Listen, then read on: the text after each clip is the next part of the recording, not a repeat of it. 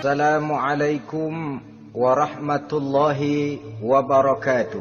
Waalaikumsalam warahmatullahi wabarakatuh. Alhamdulillahil jabbaril qahhar, al-azizil ghaffar, khaliqil jannati wan nar. Wassalatu wassalamu ala sayyidina wa maulana Muhammadinil Mukhtar wa ala alihi wa ashabihil athhar. Amma ba'du. Saudara-saudara kaum muslimin rahimakumullah. Pada pertemuan kali ini kita akan membicarakan tentang neraka dan calon-calon penghuninya. Sesungguhnya kalau kita bicara tentang neraka, artinya kita bicara tentang akhirat. Dan kalau kita bicara tentang akhirat, kita bicara tentang alam gaib yang merupakan salah satu dari rukun iman yang 6, percaya kepada alam gaib. Kalau sudah bicara alam gaib, maka ini di luar batas kemampuan nilai-nilai ilmiah dan di luar batas kemampuan renungan filsafat. Ilmu pengetahuan akan buntu kalau sudah membicarakan alam gaib. Artinya kehidupan di akhirat itu tidak bisa diteliti secara ilmiah. Filsafat pun akan ngambang kalau sudah membicarakan kehidupan di alam gaib. Karena itu kalau kita kembali kepada logika, jika kita ingin mengerti tentang caranya membuat bangku, kita pergi ke tukang bangku dan bertanya kepadanya. Kita ingin mengerti cara membuat mobil, kita pergi ke tukang mobil, ke bengkel mobil dan bertanya kepada ahlinya. Pun dalam urusan alam gaib, sudah sewajarnya kita kembali kepada penjelasan dari sang pencipta alam gaib, yakni Allah subhanahu wa ta'ala. Dan melalui kitabullah Al-Quranul Karim, Allah telah menjelaskan masalah-masalah gaib berupa kehidupan di sorga dan neraka itu secara jelas dan pasti. Dengan kata lain, di dalam membicarakan tentang neraka ini, yang menjadi dasar daripada pemikiran kita adalah rasa iman kepada Allah subhanahu wa ta'ala. Karena soal neraka tidak pernah bisa dibuktikan dengan ilmu pengetahuan. Tidak bisa diselidiki sebab orang yang sudah pulang ke sana pun tidak pernah kembali lagi kemari untuk kita tanya bagaimana hal ihwal keadaan di sana. Saudara-saudara kaum muslimin rahimakumullah. Neraka dalam istilah Quran selalu disebut dengan narun, yaitu suatu tempat di akhirat nanti yang wujudnya berupa api yang bergejolak, bernyala dengan teramat dahsyatnya, sehingga dapat mengelupaskan kepala setiap orang dan menjulang ke hati. Diriwayatkan oleh Imam Bukhari dan Muslim bahwa Rasulullah sallallahu alaihi wasallam pernah bersabda, "Narukum hazihi allati tuqiduna juz'un min 70 jazaan min harri jahannam." Qalu, "Wallahi in kanat lakafiyatun ya Rasulullah."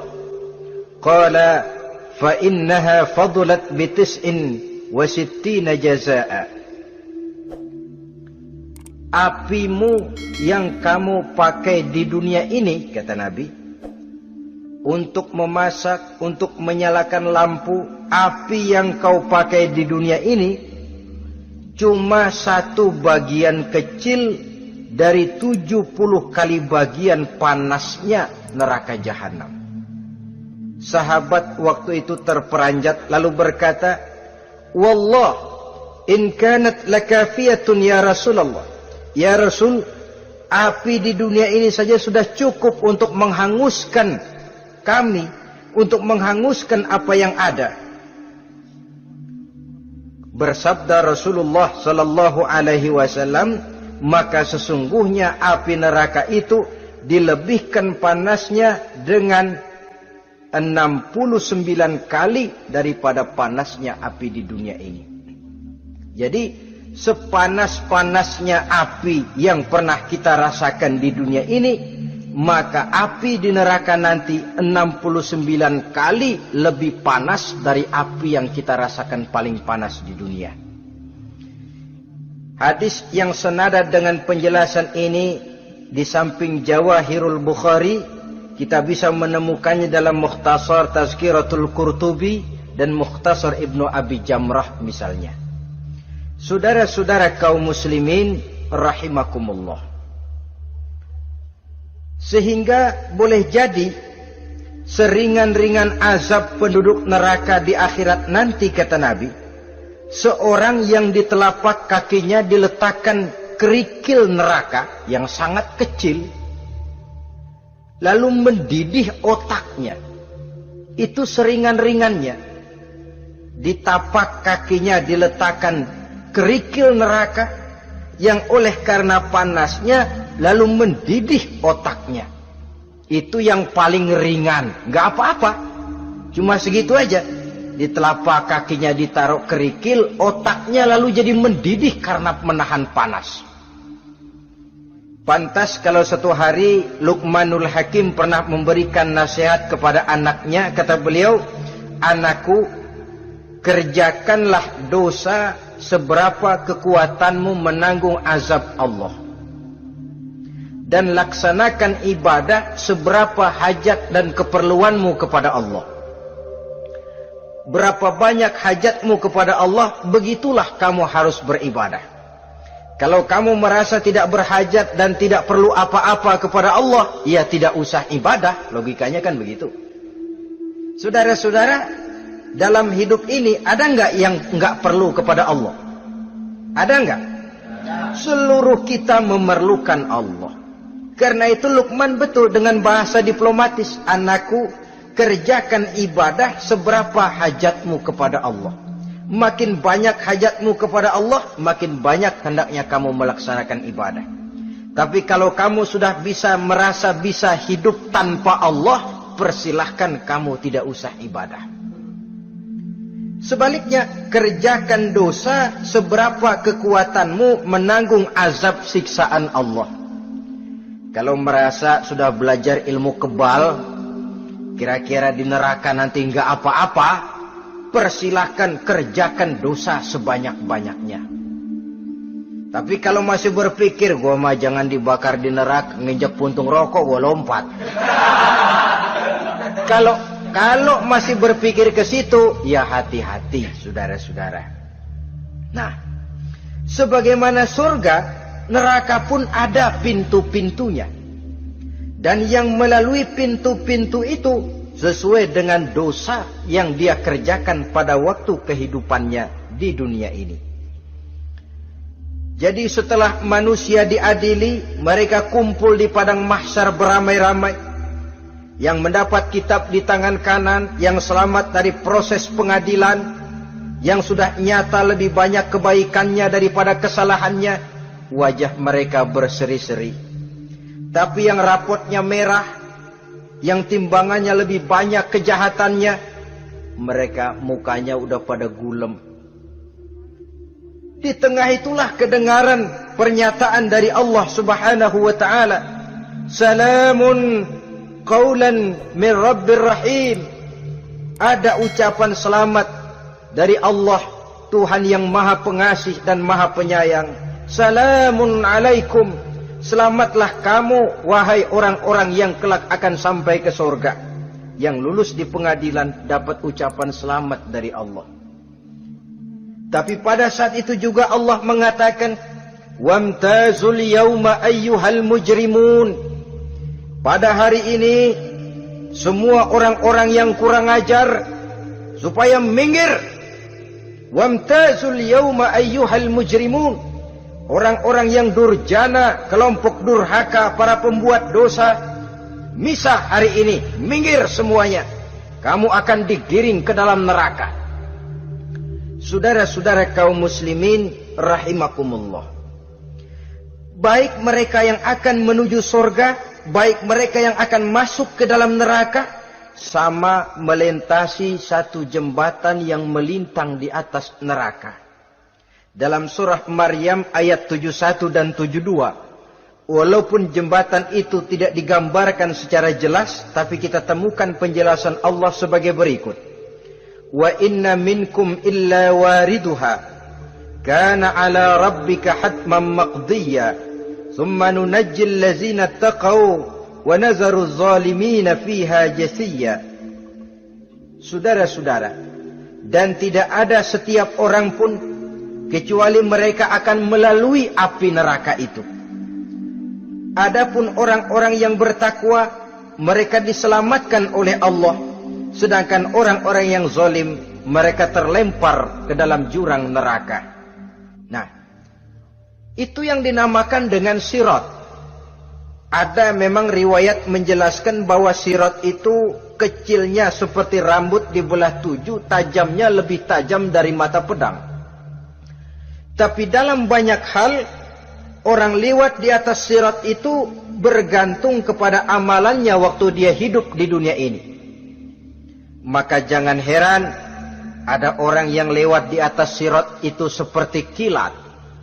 Lep, sudah sampai di surga.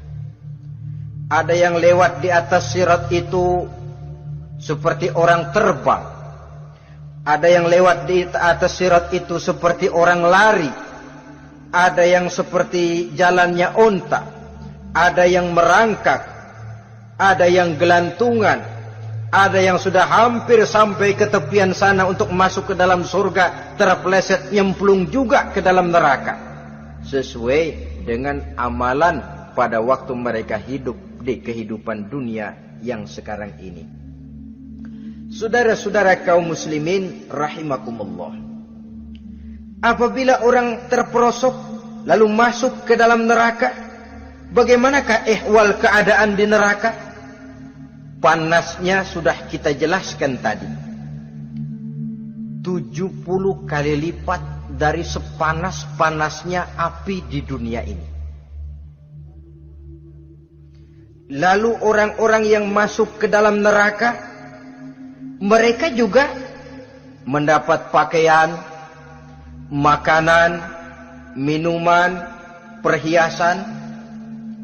Tapi makanannya, minumannya, perhiasannya lain dengan orang-orang yang sampai di surga.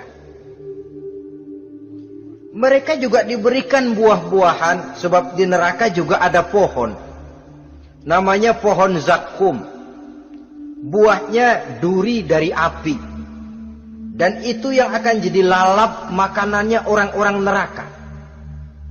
Di dalam surah As-Saffat ayat 64-65 Allah Subhanahu wa taala menjelaskan, "Innaha syajaratun takhruju fi aslil jahim, tal'uha ka'annahu ru'usus syayatin." Sesungguhnya pohon zakum itu adalah satu pohon yang akarnya keluar dari dasar neraka, yang buahnya seperti kepala setan. Ini sudah untuk bahasa yang sangat menyeramkan ini. Pohon itu tumbuh dari dasar neraka, buahnya mirip kepala setan. Itu akan dijadikan makanannya orang-orang yang ada di dalam neraka. Perhiasannya apa? Surah Al-Insan ayat 4, "Inna a'tadna lil kafirina salasilan wa aghlalan wa sa'ira." Sesungguhnya kami sediakan bagi orang-orang kafir itu di dalam neraka segala macam rantai, cambuk-cambuk dan belenggu-belenggu neraka, terbuat dari api neraka, siap untuk merantai, membelenggu dan mencambuk mereka. Jadi dikasih perhiasan, lehernya dikalungin rantai, tangannya dipakein belenggu, ada cambuk-cambuk yang seluruhnya terbuat dari api neraka. Begitu mereka sampai ke pintu neraka yang namanya malaikat Zabaniyah, penjaga neraka, udah bukan main gemesnya dah. Ya, nyambutnya nggak ada ramahnya, lain sama malaikat Ridwan, penjaga surga. Ramah, murah senyum. Begitu orang mau masuk surga, "Salamun alaikum tibtum fadkhuluha khalidin. Keselamatan atas kamu, sungguh kamu telah beruntung. Sekaranglah masuk kamu ke dalam surga dan kekalah tinggal selama-lamanya di sana. Ramah, murah senyum, selamat datang, selamat tiba di tempat yang penuh kenikmatan. Mari persilahkan. Ini malaikat Ridwan. Malaikat Malik, malaikat Zabaniyah lain lagi. Dia nungguin pabrik.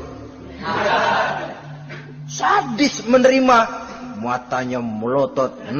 Ini dia. Manusia-manusia kurang ajar. Yang waktu di dunia sudah datang para rasul, sudah turun agama, sudah datang Al-Quran, tapi belagak pilon. Sini loh.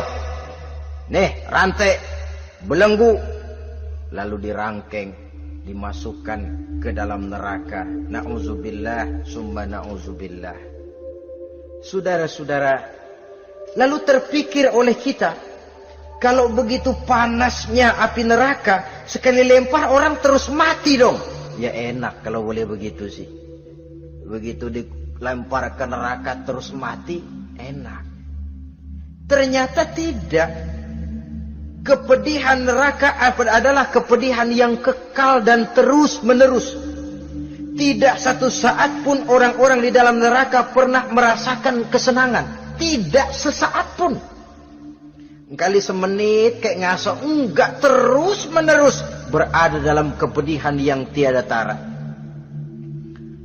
Al-Quran menjelaskan, kullama nadijat juluduhum baddalnahum juludan ghairaha.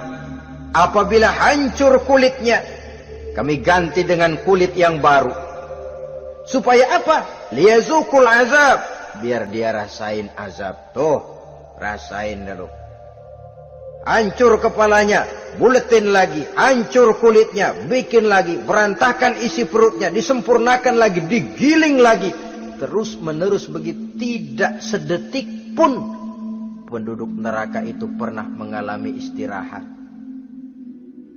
Barangkali pakai jam istirahat lumayan, ini enggak ada. Ada bel, kleneng, istirahat, azab dicabut. Tidak. Terus menerus dan selalu begitu. Satu detik saja pun mereka tidak pernah istirahat dari siksaan dan azab yang mereka terima.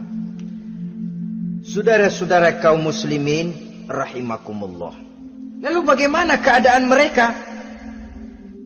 Ada orang-orang di dalam neraka itu yang dikenakan pakaian dari api neraka. Luar biasa. Dikasih pakaian dinas dari api. Kemudian kepalanya dituangi air yang sedang mendidih, yang dengan tuangan air itu dihancur luluhkan segala isi perutnya dan kulit-kulitnya. Setelah itu mereka dicambuk dengan cambuk-cambuk dari besi. Apabila mereka hendak keluar dari neraka, mereka dicampakkan kembali ke dalamnya dan dikatakan kepada mereka, rasakan siksaan yang membakar ini. Dalam surah Al-Hajj ayat 19 sampai 22 kita bisa simak firman Allah Subhanahu wa taala. Fallazina kafaru qutti'at lahum siyabun min nar yusabbu min fawqi ru'usihimul jahim yus'aru bihi ma fi butunihim wal julud wa lahum maqami'u min hadid. Kullama aradu an yakhruju minha min ghammin u'idu fiha wa zuku azabal hariq. Na'udzubillah summa na'udzubillah. Diberikan pakaian dari api, melolong, menyayat dia, memilukan, merintih dan meraung-raung. Lalu kepalanya diguyuri dengan air yang sangat mendidih. Hancur luluh isi perutnya, masih dicambuk lagi dengan cambuk-cambuk dari besi. Mereka merambat, mereka meraung, mereka hendak lari, mereka ingin keluar dari neraka. Tapi tiap kali mereka merambat ingin keluar, ditarik lagi. Kalau cara kita, ayo, mau kemana lo? Apa kata malaikat penjaga neraka? Zuku azabal hariq. Rasa ini, makan pencarian lo waktu di dunia. Saudara-saudara, lalu ada pula siksaan penduduk neraka itu di mana dahi, lambung dan punggung mereka dipanggang dengan api neraka. Allah Karim. Kita di dunia ini tertusuk paku saja waktu berjalan sudah bukan main pedihnya. Tertusuk duri saja sudah bukan main pedihnya. Ini punggungnya, lambungnya macam disate, dipanggang dari api neraka. Dalam At-Taubah ayat 35 kita temukan firman Allah, fi nari jahannama fatukwa biha hibahuhum wa junubuhum wa zuhuruhum, na'udzubillah summa na'udzubillah. Kemudian ada pula penduduk neraka itu yang disiksa, lehernya diikat dengan rantai, mereka spontan diseret-seret dengan sekeras-kerasnya dan dilemparkan ke dalam lautan air yang sedang mendidih. Kemudian mereka dibakar dalam api yang bergejolak dan menyala-nyala. Pada surah Al-Mu'min ayat 71 dan 72 Allah Subhanahu wa taala menjelaskan, izil aghlalu fi a'nakihim wassalasil yushabuna fil hamim summa fin nari yusjarun. Ketika belenggu dan rantai dipasang di leher mereka supaya mereka diseret ke dalam air yang sangat panas, kemudian mereka dibakar dalam api. Ada lagi penduduk neraka yang dipegang jambulnya lalu diseret ke tengah-tengah neraka, kemudian kepalanya digerujuki dengan air yang mendidih seperti yang dijelaskan dalam surah Ad-Dukhan ayat 47 dan 49. Pendeknya, azab dan siksaan neraka itu sesuailah dengan amalan dosa yang dikerjakan manusia pada waktu kehidupan di dunia ini. Maka dalam puncak perjalanan Mi'raj misalnya, kepada Rasulullah sallallahu alaihi wasallam diberikan berbagai macam penglihatan sebagai contoh dan tamsil dari kehidupan di dunia ini. Sejak dari penglihatan di jalan sampai kepada penglihatan surga dengan segala kenikmatannya dan neraka dengan seluruh azabnya, seluruhnya merupakan contoh teladan. Misalnya dalam perjalanan ketika hendak Mi'raj itu, sebelum berangkat Rasul disodorkan 2 minuman. Segelas berisi arak, segelas lagi berisi susu. Kata malaikat Jibril, ambillah salah satu minuman itu ya Muhammad. Lalu Rasul dengan tidak ragu-ragu, mantap betul beliau mengambil gelas yang berisi susu, lalu beliau minum. Setelah beliau minum itu, malaikat Jibril berkata, "Shaddaqta ya Muhammad." Engkau telah benar Muhammad.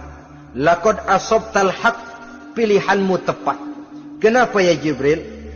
Untung susu yang kamu minum Muhammad. Kalau arak yang kamu ambil, pasti umatmu bakal jadi umat yang teler semua.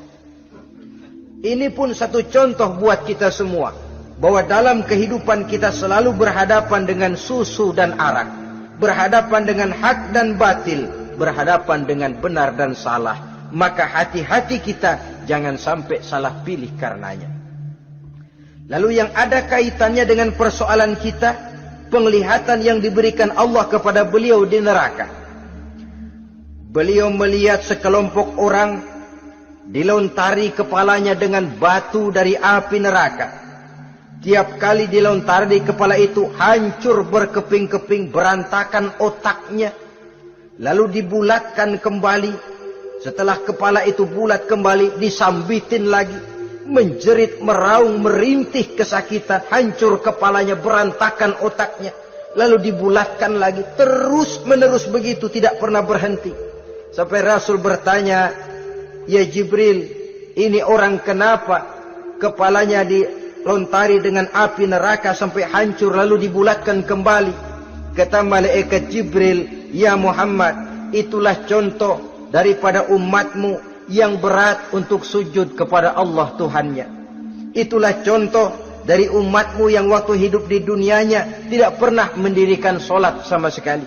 Sombong yang paling sombong adalah sombong kepada Allah. Artinya tidak mau sujud kepada Sang Maha Penciptanya." Jadi barangkali saudara punya cita-cita atau keinginan, saya mau yang ini saja. Persilahkan, gak usah sembahyang. Lalu ada lagi sekelompok kaum, perutnya besar sebesar rumah, dililit dengan kala dan ular dari api neraka, diseret-seret dia di jurang neraka, dipatoki ular, hancur perutnya, dibulatkan lagi perut itu, diseret kembali, hancur lagi, dibulatkan lagi, terus menerus seperti itu. Kata Nabi, ya Jibril, ini apa lagi? Kata malaikat Jibril, wahai Muhammad, inilah contoh daripada umatmu yang waktu di dunia suka makan riba alias renten dan suka makan harta anak yatim, suka ngobyekin anak yatim, sok jadi pengasuh anak yatimnya lapar, pengasuhnya yang pada kenyang. Saudara hadirin yang saya muliakan, orang yang makan riba alias renten, orang yang makan harta anak yatim, begitu gambaran yang diperlihatkan kepada baginda Rasulullah sallallahu alaihi wasallam. Sebagian lagi ada penduduk neraka yang kukunya terbuat dari tembaga dari api neraka, panjang sangat kukunya itu, lalu mencakar-cakar mukanya sendiri, hancur mukanya berantakan dicakari oleh kukunya itu, lalu dibulatkan lagi, dicakar lagi, hancur lagi, dibulatkan lagi. Pengangguran benar nih orang. Muka sendiri, dicakarin sendiri. Ya Jibril, ini tamsil apa Jibril? Ya Muhammad, itulah contoh dari umatmu yang pada waktu di dunianya enggak pernah rukun sama sesama saudaranya muslim. Suka nyari aib orang lain, suka ngejelekin orang lain, padahal orang lain itu saudaranya seakidah. Kan sama dengan nyakar muka sendiri namanya. Menepuk air di dulang, terpercik muka sendiri. Kejelekan saudaranya dikorek-korek, aib saudaranya diobral di pasar umum. Orang macam itu nanti tangannya akan tumbuh kuku panjang dari tembaga yang akan mencakar dan mengoyak-ngoyak mukanya sendiri. Itu kita bisa lihat nanti. Oh, ini yang waktu di dunia suka ngorek-ngorek kesalahan orang tuh, lagi pada nyakarin mukanya. Oh, begitu. Saudara-saudara kaum muslimin rahimakumullah. Oleh karena itu Nabi ajarkan kita, tuba liman syaghalahu aibuhu an uyubin nas. Beruntung orang yang aib dan kekurangan pada dirinya menyebabkan dia sibuk sampai enggak sempat ngorek-ngorek aib dan kekurangan orang lain. Introspeksi. Beruntung orang yang celak dirinya menyebabkan dia sibuk dan tidak sempat ngorek-ngorek aib pada diri orang lain. Ada pula di antaranya dilihat oleh Rasul, di antara penduduk neraka itu orang yang lidahnya terjulur memanjang, kemudian dipotong lidah itu dengan gunting dari api neraka, menjerit dan memekik ia menahan sakit yang tiada tara, sampai Rasul bertanya kepada malaikat Jibril, kalau ini tamsil apa lagi ya Jibril? Kata malaikat Jibril, wahai Muhammad, inilah contoh dari umatmu, orang-orang yang waktu di dunia tidak pandai menjaga lidahnya, suka menggunjing orang, suka memfitnah orang, suka ghibah dan namimah, suka ngomongin orang di belakang yang bersangkutan. Maka hari ini lidahnya menjulur menjadi panjang dan dipotong dengan gunting dari api neraka. Lalu Rasul juga melihat sekelompok orang perempuan tergantung rambutnya dari gantungan api neraka, kemudian dipanggang dari duburnya sampai ke atas kepalanya dengan tombak dari api neraka, meraung dan merintih serta mengeluarkan nanah dari kemaluannya. Rasul bertanya, ini apa lagi ya Jibril? Kata malaikat Jibril, inilah perempuan yang waktu di dunia tidak pandai menjaga kehormatan dirinya, ahli zina dan tukang umbar. Saudara-saudara kaum muslimin rahimakumullah, banyak lagi tamsil-tamsil yang dicontohkan dalam puncak perjalanan Mi'raj, yang seluruhnya merupakan peringatan bagi kita umat Rasulullah sallallahu alaihi wasallam. Kemudian sekarang marilah kita bicarakan neraka itu satu demi satu. Yang pertama, dan ini yang paling dikenal orang, neraka jahanam atau naru jahannam. Siapa yang dijelaskan Allah akan menjadi penghuni neraka jahanam ini? Pertama dalam surah Al-Ankabut ayat 68. Wa man azlamu mimman iftara 'ala Allahi kadziban aw kadzdzaba bil haqqi lamma ja'ahu alaysa fi jahannam maswal lil kafirin. Adapun orang-orang yang zalim kepada Allah, mendustakan ayat-ayat Allah dan mendustakan kebenaran setelah datang kebenaran itu, bukankah neraka jahanam merupakan tempat kembali bagi orang-orang kafir?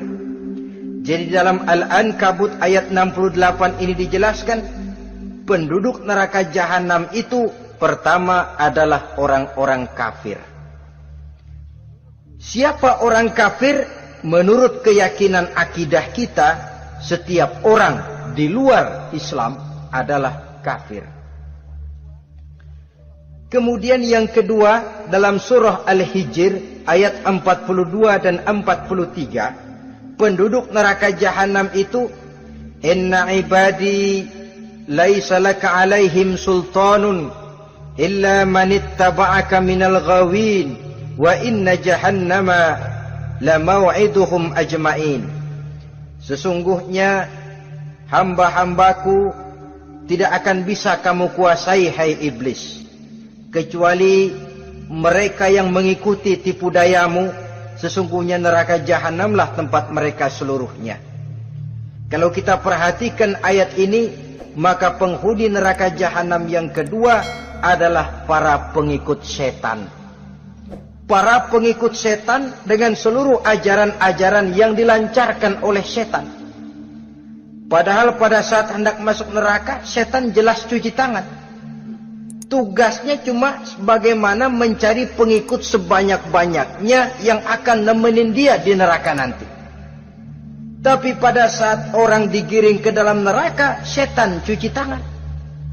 Mungkin orang menuntut, setan, gue ngikutin lu, sekarang kenapa jadi kemari? Nah, gue bilang juga apa? Kata setan, gue bilang juga apa, lu kenapa ngikutin?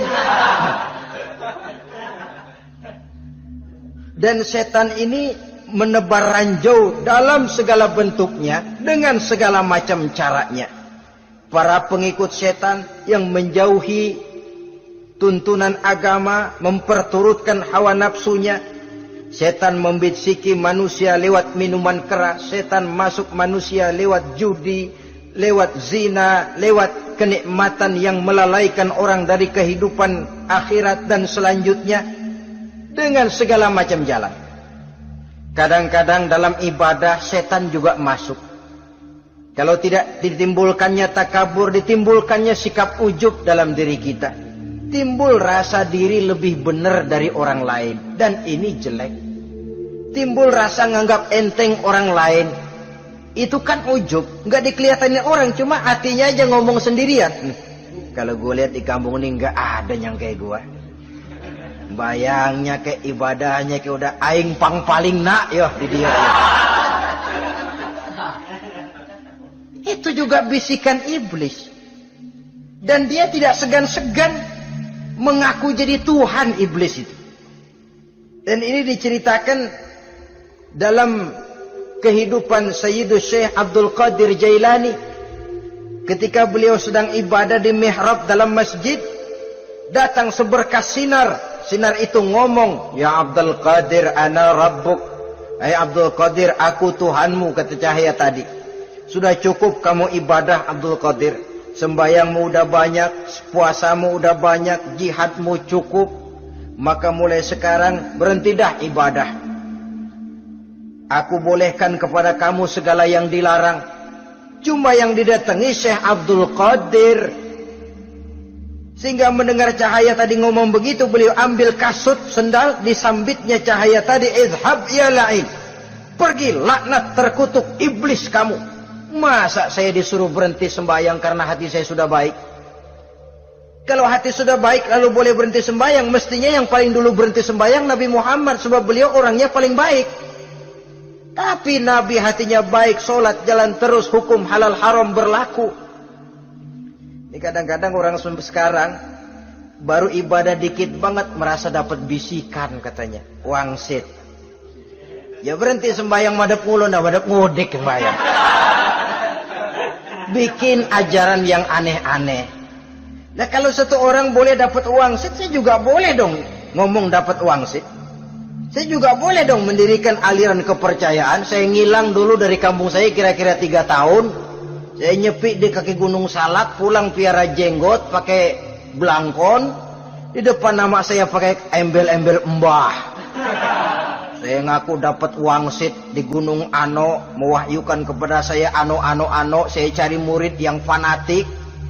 Saudara-saudara kaum muslimin rahimakumullah, setan membisiki manusia hatta kita sedang ibadah sekalipun dibisikinya. Caranya, mula-mula dia bisikin, lu sembahyang buru-buru dah. Buru-buru udah. Akhirnya apa? Rukuk kita nggak sempurna, sujud kita nggak lengkap, tumakninah kita kurang, bacaan kita tajwidnya nggak kena. Kalau itu bisa kita atasin, kita sembahyang sebagaimana yang seharusnya, dia bisiki lewat jalan lain lagi. Suruhnya yang pendek-pendek aja dah. Atau habis sembahyang udah sigrah, udah jangan pakai wirid, jangan pakai zikir. Dengan segala macam jalan. Dibisikinya was-was ke dalam diri kita. Sehingga ada satu riwayat walaupun dhaif, tapi ini baik untuk dijadikan pelajaran. Konon iblis itu kalau subuh keliling dia. Bawa kulit kambing, jarum, sama tepung. Ditanya orang, iblis ini buat apa? Oh, kulit kambing. Gunanya tahu nggak?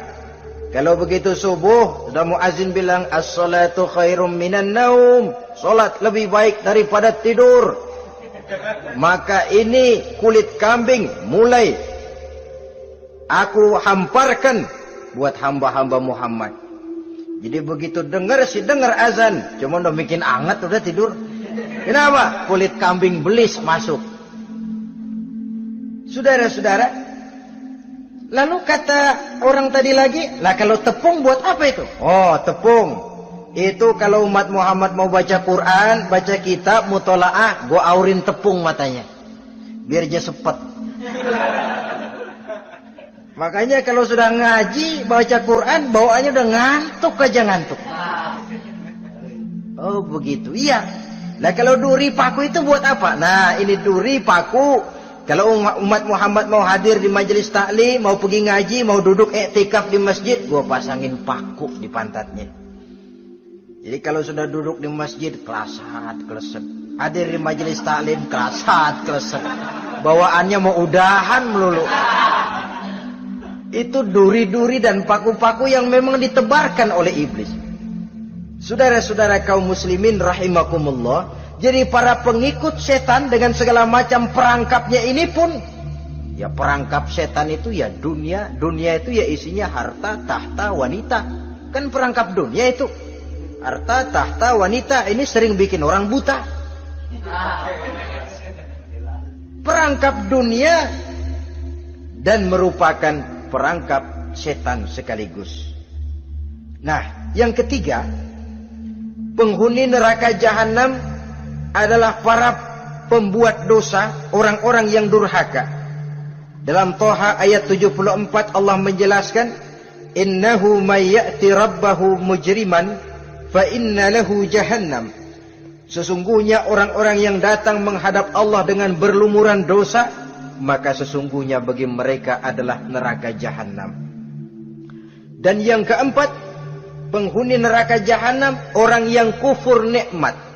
Tidak cuma kufur iman, tapi kufur nikmat bisa menyebabkan orang masuk neraka jahanam. Belum pernah merasakan dalam hidupnya bahwa Allah memberikan nikmat kepadanya, bagaimanapun besar karunia dan nikmat itu.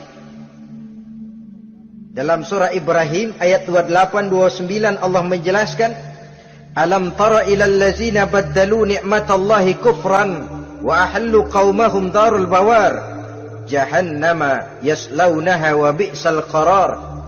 Tidaklah engkau perhatikan, tidaklah kau lihat orang-orang yang mengganti, menukar nikmat Tuhannya dengan kekufuran. Diberikan nikmat berupa Islam, digantinya dengan kekufuran. Dia tidak tahan kesengsaraan dunia lalu memilih kesengsaraan akhirat.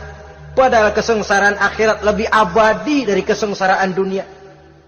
Ada orang yang gak tahan miskin dunia, lalu menjatuhkan pilihan lebih memilih miskin akhirat.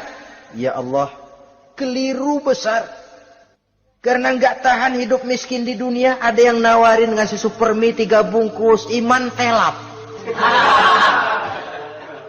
Ada yang ngasih beras, pindah agama. Ada yang bawain pakaian bekas, tukar akidah, pindah iman.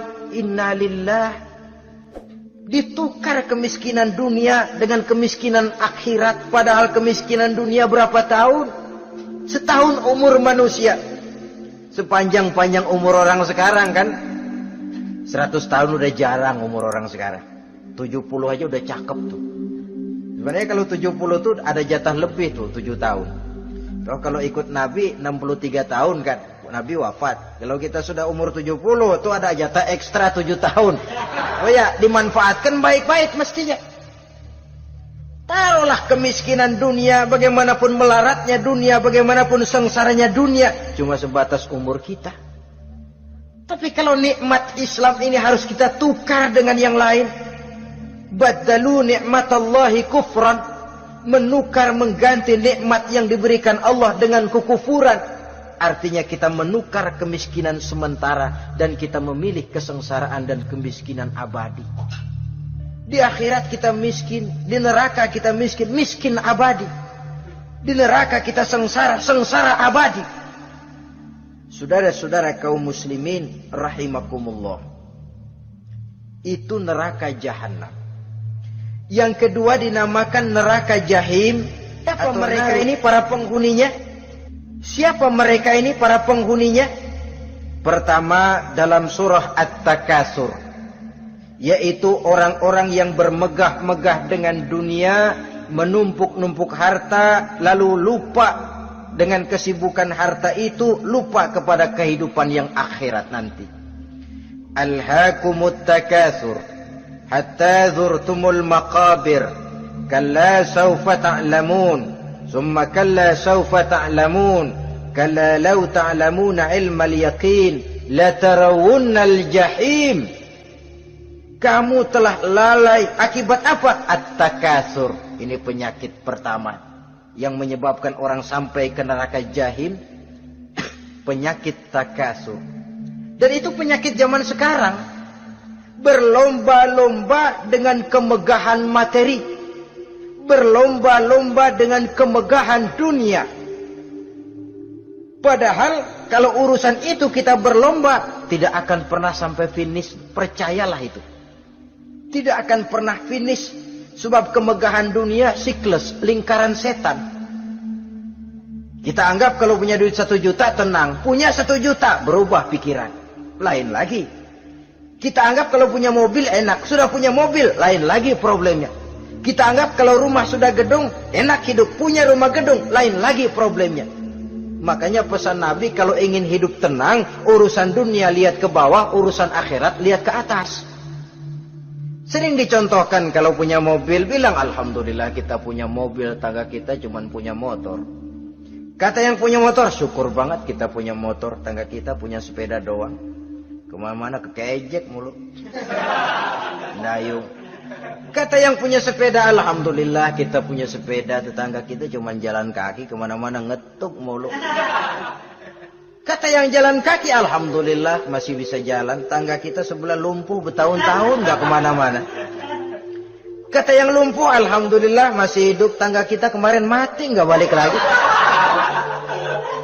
Itu dalam urusan dunia. Sehingga sifat takasur ini hilang. Tapi urusan akhirat, lihat ke atas. Kalau dia begitu sibuknya bisa jaga sholat, kenapa saya tidak? Kalau dia hidupnya sederhana, rajin sedekah, kenapa saya yang lebih kok enggak sanggup? Kalau dia bisa baca Quran, kenapa saya enggak? Lalu timbul gairah ingin mencontoh. Mencontoh orang dalam urusan ibadah menimbulkan ketenangan jiwa. Dan itu ada garis finishnya. Tapi kalau yang lumpuh lihat yang bisa jalan lihat yang naik sepeda, yang sepeda punya lihat motor, sudah punya motor lihat mobil, lihat pesawat terbang, lihat kereta api. Kapanlah awak nih mau bersyukur? Yang ada kurang saja padahal nikmat itu tidak pernah berhenti. Bukan dilarang orang kaya, tetapi perlombaan memperkaya diri itu yang dilarang. Karena kalau sudah perlombaan namanya jor-joran sifatnya. Prinsipnya tujuan menghalalkan cara ini yang dijaga oleh agama. Saudara-saudara, selain penyakit takasur yang menyebabkan orang sampai ke neraka jahim, juga perbuatan durjana. Dalam Al-Infitor ayat 13-14, innal abrara lafi na'im wa innal fujjara lafi jahim. Orang-orang yang berbakti, berbuat kebajikan, mereka akan mendapatkan neraka surga naim. Tetapi orang-orang yang fujar, durjana, kurang ajar, durhaka, lafi jahim, mereka akan mendapatkan neraka jahim. Lalu siapa lagi penghuni jahim itu? Orang-orang yang menentang dan menantang ayat-ayat Allah. Wallazina sa'au fi ayatina mu'ajizin ulaika ashabul jahim. Dan orang-orang yang berusaha menantang ayat-ayat Allah sehingga melemahkan orang-orang yang mau mengikuti rasul-rasul Allah, menantang ayat Allah dan membuat lemah orang yang mengikuti rasul, melemahkan semangat orang yang mau mengikuti khitah dan perjalanan rasul. Kamu membangun masjid, iya berat, jangan. Jangan aja kapok. Majelis taklim pahit, ngaji berat, melemahkan ini. Sudah dia rusak, merusak lagi. Kalau rusak kan cuma sendirian. Ini tidak, sudah rusak, merusak. Mu'ajizin, melemahkan orang-orang yang mau mengikuti ayat-ayat Allah. Dan itu tidak jarang zaman sekarang ini. Orang yang melemahkan semangat kita dalam berjuang menegakkan kebenaran. Kita yakin Islam agama yang benar, kita yakin Islam agama yang sempurna.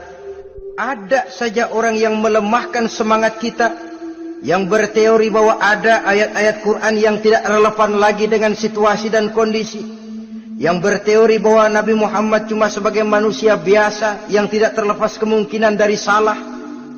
Pendeknya melemahkan nilai-nilai semangat kita untuk memperjuangkan Islam ini. Ini pun termasuk mu'ajizin.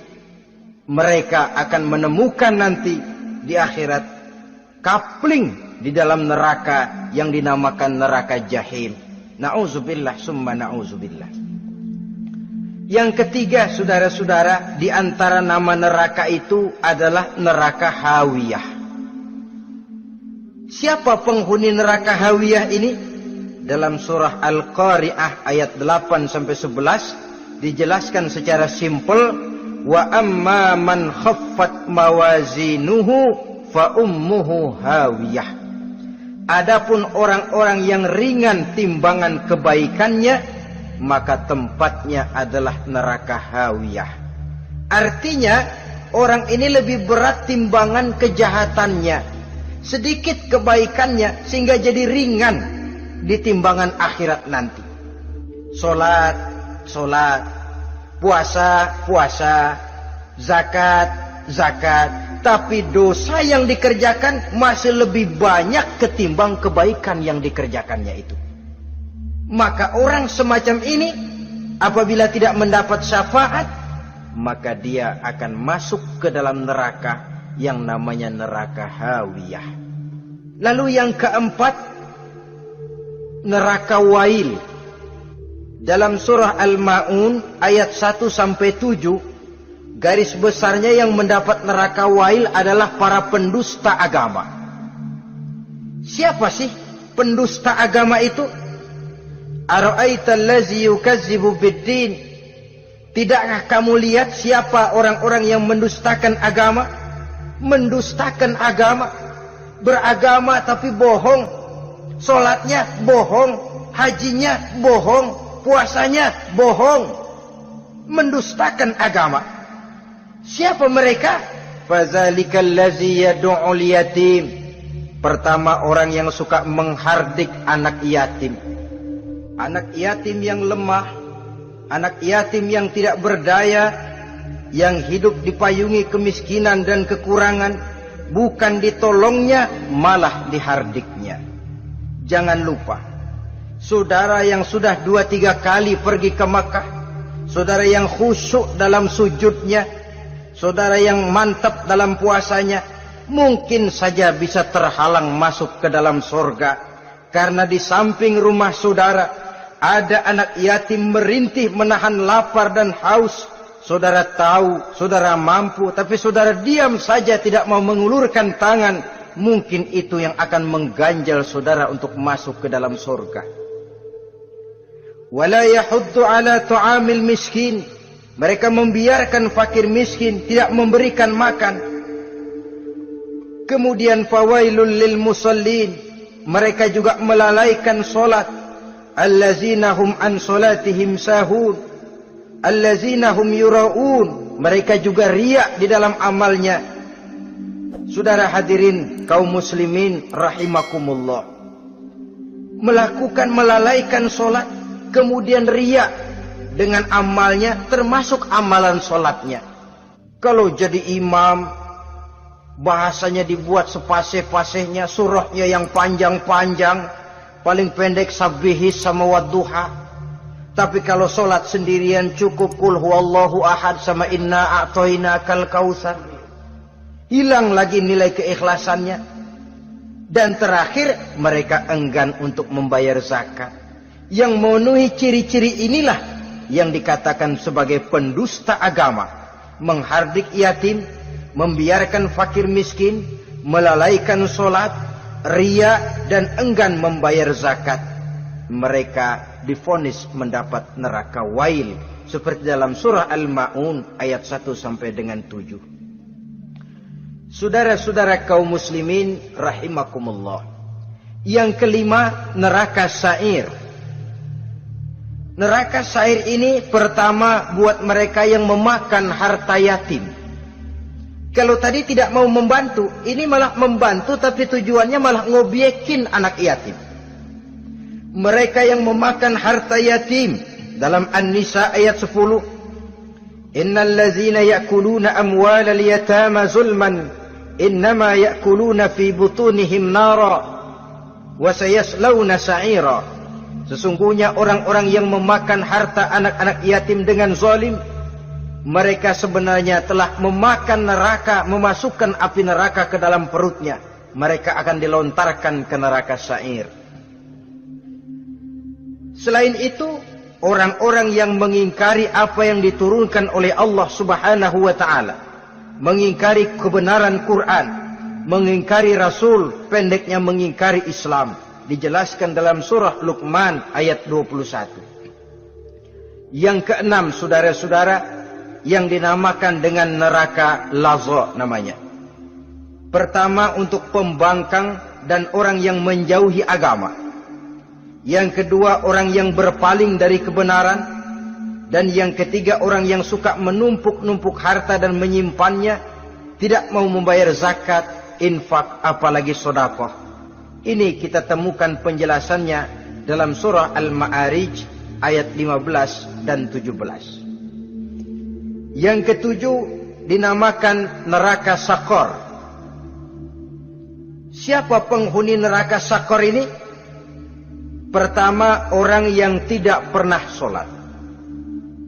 Yang kedua, tidak pernah memberi makan orang-orang miskin. Yang ketiga, ahli membicarakan yang batil. Strategis betul dia, ulung kalau sudah mengatur kebatilan.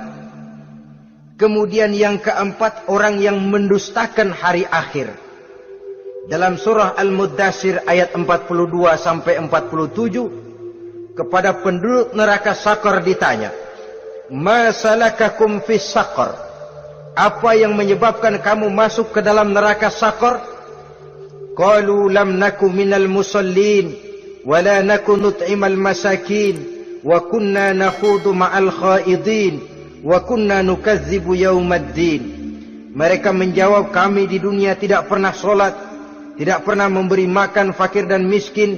Kami selalu berkumpul dengan orang-orang yang batil dan membicarakan kebatilan, dan kami mendustakan adanya hari akhir. Yang kedelapan, yang terakhir adalah neraka Khutamah.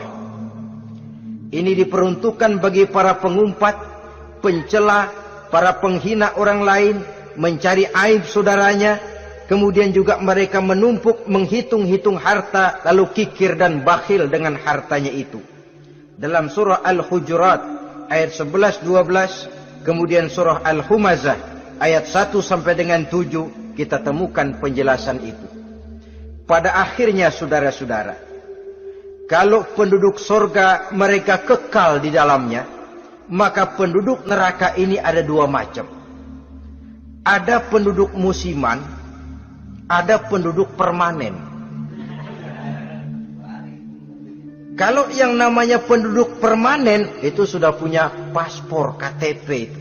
Memang penduduk permanen itu mereka yang kekal selama-lamanya di dalam neraka.